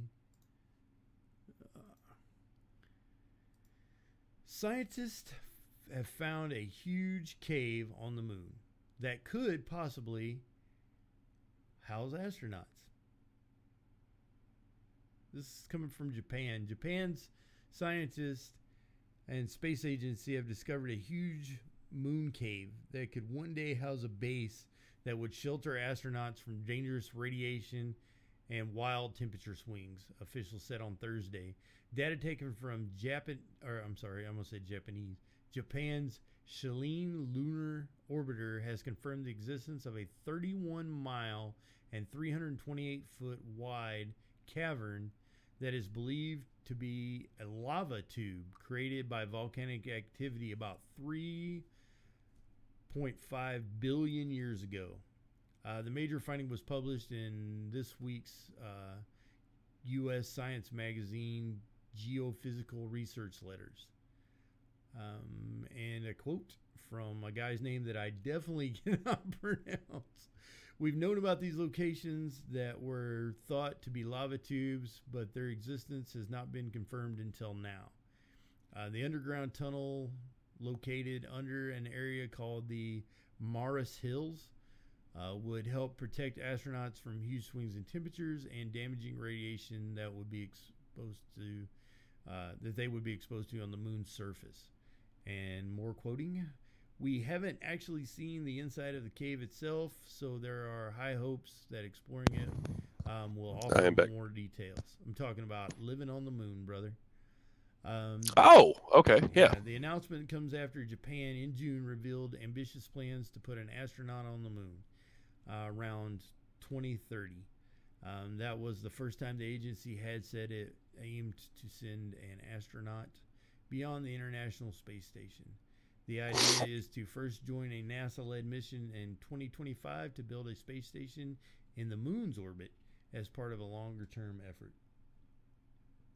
So I find that very interesting. I was upset years ago that our space exploration kind of went to the wayside. So I'm glad to see that that's coming back, or I would like to see it come back more, and that America takes a stronger role in leading the world in space exploration. So, and I made a boo-boo. There we go. So that's it for this evening.